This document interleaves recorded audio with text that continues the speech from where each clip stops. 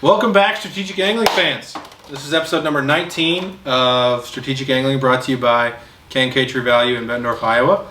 This is a little bit of a unique video this week. We wanted to give you a current condition update as fishing is really heating up in the area. Tournaments are rolling, leagues are rolling, people are out catching good fish. It's the spawn is on, it's the magic in the air when the fish are doing that thing they do in the spring. I'm joined by two wonderful co-hosts of mine. They're going to start out this episode by just telling us a little bit about what they're doing right now, what they're seeing on the water, some baits they're using, and we'll go from there. So I think right now in the Midwest and in eastern Iowa, to be specific, we are dealing with the spawn, and we are dealing with fish that are pre-spawn, actively spawning, guarding fry, and post-spawn. And that means you can kind of do anything you want as long as you're relatively near the spawning areas. They haven't moved very far away, whether it's the lake or rivers. Personally, I think around that time you're trying to mimic bluegills, because I think during the spawn, bluegills are an enemy of the bass. They eat the bass eggs, they eat the bass fry, they pester the bass while they're spawning. So I'm trying to imitate bluegills, whether it's with a swim jig or a swim bait or a topwater frog, a Senko. If you find one on a bed, a Senko or a wacky worm can be good because it looks like it's down there eating the eggs. But I think you're focusing on bass being protective of their spawn at this point. And that's And Chuck, before you go, JJ mentioned spawning areas. Chuck, why don't you tell us what you look for in terms of a spawning area? What draws fish to that area to spawn? Yeah, we look for a lot of flats, preferably closer to deep water, little backwaters mainly. Cleaner water most times. Yeah, fish clean water. Like cleaner water. A lot of times their beds are close to the bank, but if it's a big flat, they could be all over the bank. Another little tip, like in Lost Grove right now, they're just starting to get on the beds. I mean, they've been on the beds for a little while but they're really surging right now. So if you do fish Lost Grove, right now is a really good time to catch a lot of fish. You can really catch a lot of numbers out there. And when we say right now, we're actually filming this the night before this is airing, so this is about as current as an episode as it gets for us. Right. We wanted to do this one because the spawn is on. Pool 13, it seems like a lot of the fish are done spawning right now. So I'm catching most of our stuff on moving baits. A lot of buzz baits, swimming crawls working really good. The skinny dipper is starting to really play. They're starting to chase really good and guard their fry. Catch a lot of bucks right now. Once in a while you still will catch, some fish with eggs in them, and you'll see them on the beds. But water up in pool 13, there's a lot of weeds and pads right now, where if you're fishing pool 14, which we just had a Tuesday nighter there's not much grass at all. No, I haven't seen hardly anything. Yeah, so it's totally two different systems there. But pool 13, the water's very low. 14's very low as well. Yes. And if you like grass fishing, though, pool 13 is unbelievable how much good grass there is there. Yeah, and if you do stumble, I know this is beginner's stuff, but if you do stumble upon a female that's guarding a bed, don't give up after 1, 2, 3, 10 casts. Usually a good, smart, big female is going to take a lot of work to catch. You got to be sneaky, put stuff right on their bed, try different things, try different colors, see what they react to. Generally on their bed there'll be a sweet spot on their bed, and you got to find that sweet spot. When you hit that sweet spot, you got to tick them off. Sometimes you're banging them with the bait if you can. They're not eating because they're hungry. They're eating because they're trying to protect the eggs. And now and sometimes you'll see the male and the female. They're rolling around. They're really hard to catch when they're at that point. Really tough to catch. Preferably not doing that. They're a little distracted. They're a little distracted at that point. But right now you can catch a lot of bucks. They're guarding the fry really well, and they're eating pretty good. So So you've generally mentioned some baits you're using. Why don't you each pick a specific one that's been working so far this year for you? Well, for me, it's been in the last week or so, fishing Pool 13. The buzz bait and the swim and calls really worked good for me, and a swim jig. Like I said, I throw 3 or 4 different baits right now. I mean, depending on what the bass are doing and where you're finding them. But it seemed like last week, though, that they really like black. I don't know, the mayfly hatch probably going to be coming on. We caught a lot of fish swimming the crawl. Pool 14, I was throwing crankbaits. Crankbaits worked really good in Pool 14 right now. Not as much grass.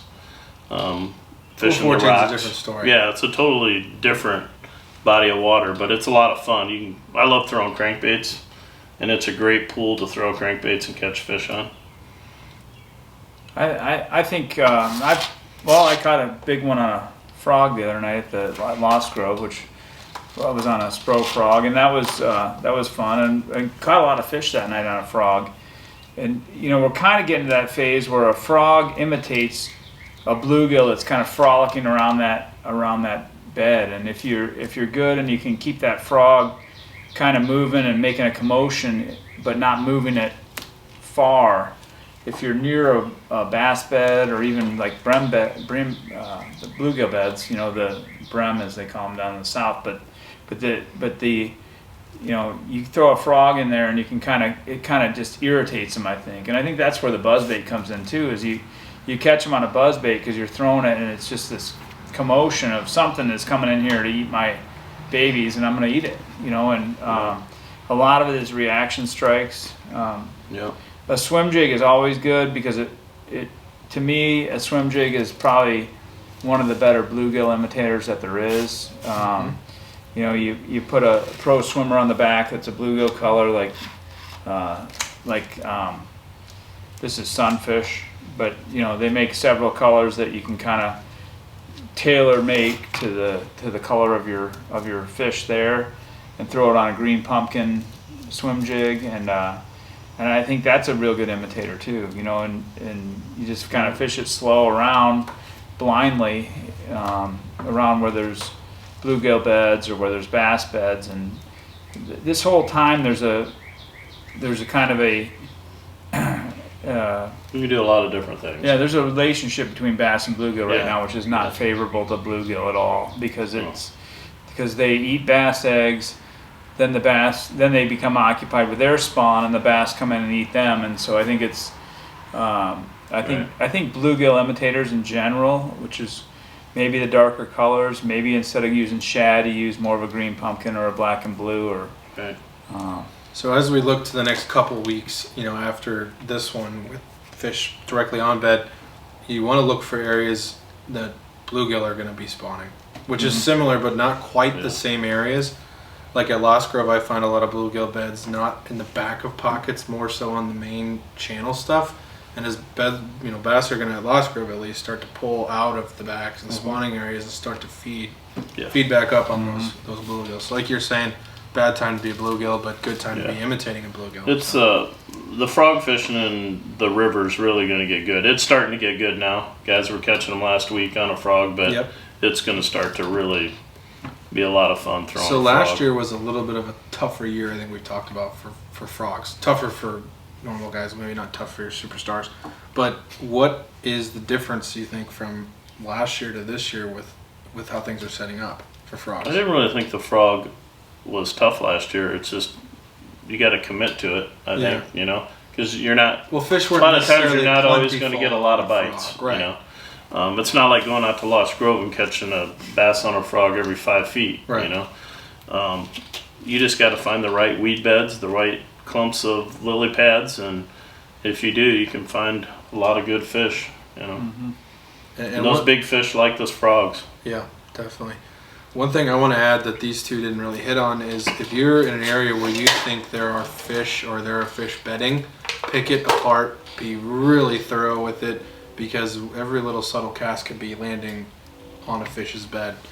Don't buzz through areas that you think they're bedding in. Especially if you're on the river where there is really not much sight fishing available on the river. I mean, there's some areas where you can see fish on beds, but in general, the river is dirty enough that you are blind bed fishing. So you're dragging your whatever it is every 5 feet, and you just kind of hope that you look for a good thing next to a log or next to a lily pad stems or whatever. But there, in general, you're not sight fishing. You're not looking at the fish, putting your bait next to them and catching them.